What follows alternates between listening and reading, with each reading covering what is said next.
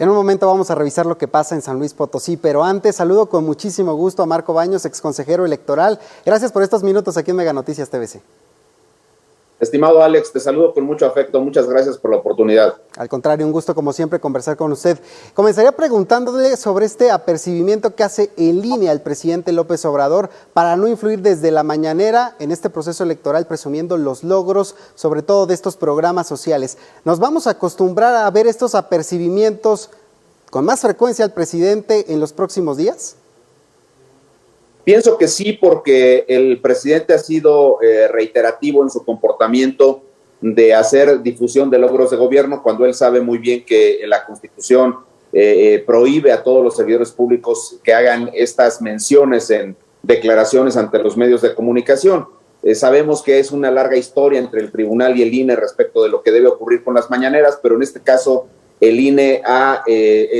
aprobado un acuerdo por virtud del cual se le dice al primer mandatario que si persiste en esta actitud va a ser amonestado públicamente, lo cual en sí mismo ya es una sanción, y por supuesto que la intervención indebida de los servidores públicos en un proceso electoral podría constituir también alguna posible denuncia que los actores políticos pudieran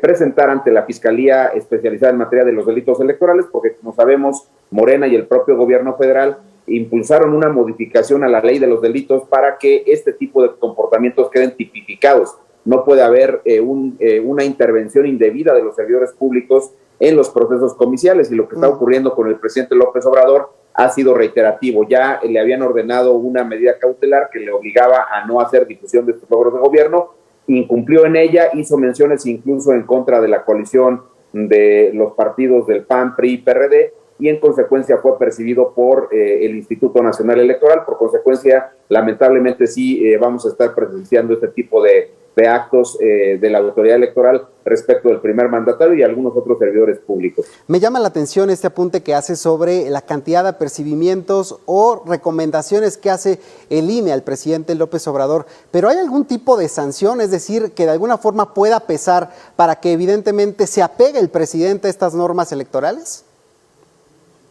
La amonestación pública en sí misma ya es una sanción. Recordemos que, por ejemplo, en la veda del 2010, el presidente Calderón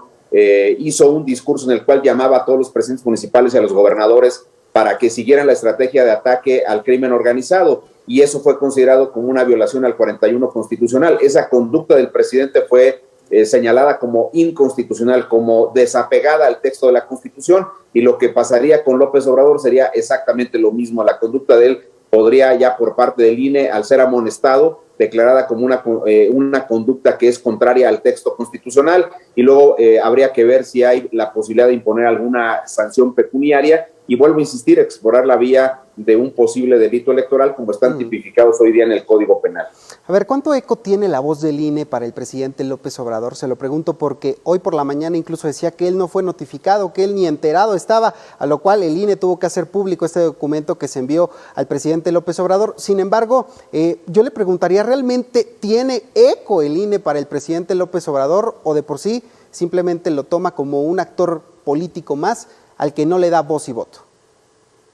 Pues ha sido una conducta muy lamentable del presidente, que no respeta a las autoridades electorales, no respeta muchas reglas de las instituciones que rigen a las instituciones. Vimos incluso cómo recientemente el presidente sale en defensa del 13º transitorio de las leyes que modifican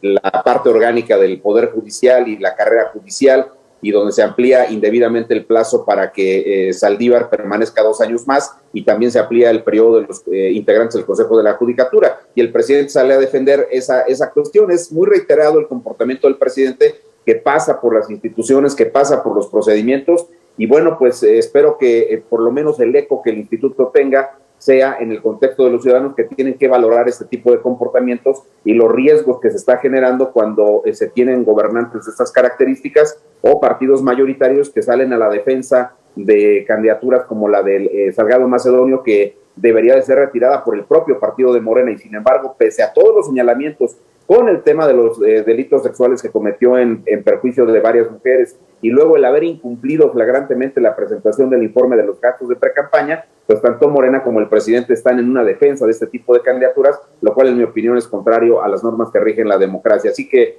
si bien el presidente está en esta forma reiterada, pues tenemos que ir encontrando los caminos para que se sujete a los mandatos de la ley. El INE ha sido especialmente enfático en esa parte. Yo creo que el INE hace lo que tiene que hacer. Vamos a ver ahora qué hace el tribunal con esta situación de las candidaturas de Salgado Macedonio y su idea de posponer una discusión que debió ser el día de ayer. Y bueno, pues también esta lamentable noticia de que la magistrada Soto, ponente en el caso de Raúl Morón, pues se va de vacaciones y deja que la discusión se dé, cuando sabemos que en los empates en el tribunal, pues tiene voto de calidad del presidente del propio tribunal. Entonces, están pasando situaciones que lastiman los controles constitucionales y que me parece que también en materia de reglas que rigen los procesos están siendo violentadas por parte, en este caso, del primer mandatario. Ojalá que el INE tenga eco entre la ciudadanía. El INE ha tenido en las encuestas últimas una aceptación importante de parte de los ciudadanos, entonces, insisto, espero que se haga eco de este tipo de cuestiones y el INE tenga respaldo ciudadano de los opinadores públicos, de los medios de comunicación y de los propios actores políticos, en este caso de la oposición,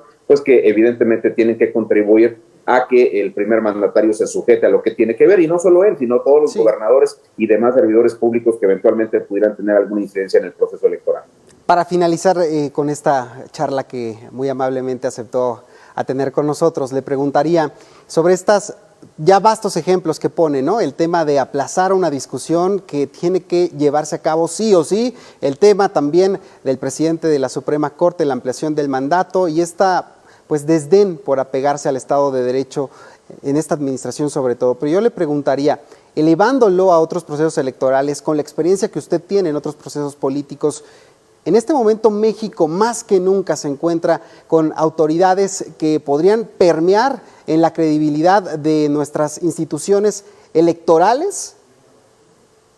Yo creo que, bueno, este tema, Alex, que es muy importante, lo planteas con gran precisión. Me parece que vivimos el momento más complicado de la relación entre la autoridad electoral y, en este caso, el gobierno federal y el partido mayoritario. En los últimos 30 años no recuerdo hechos como la violencia que se suscitó a propósito del caso de Salgado Macedonio, con ese féretro y la corona que se colocó con el nombre de Lorenzo Córdoba en las puertas del Instituto Nacional Electoral, los ataques reiterados del presidente a los órganos autónomos, especialmente al caso del Instituto Nacional Electoral, en segundo término al INAI y también por ahí de paso a la CONAPRED en su momento con aquel caso de Chumel Torres y la sustitución de la directora, la lamentable designación por la forma en que se dio de la presidenta de la Comisión Nacional de los Derechos Humanos,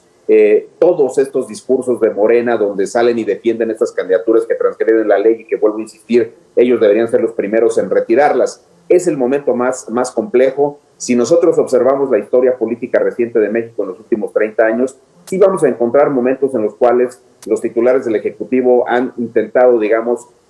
pasar por encima de alguna de las normas que rigen la organización de las elecciones. Lo vimos, insisto, con el tema de aquel discurso en cadena nacional con los temas de seguridad del presidente en el 2010, o lo vimos con la entrega de las televisiones, con la propaganda de mover a México en el sexenio del presidente Peña, pero finalmente esos dos mandatarios se sujetaron a las disposiciones establecidas por el INE. Fox en su momento también lo hizo. Entonces yo creo que este es el momento más tenso. No recuerdo un momento en el cual desde el poder, desde el partido mayoritario, se tuviese un discurso tan agresivo, tan fuerte, tan consistente en contra de la autoridad electoral y sobre todo intentando socavar la legitimidad, el prestigio de la propia autoridad y obviamente la credibilidad con la que está organizando las elecciones. Ojalá que para bien de México los actores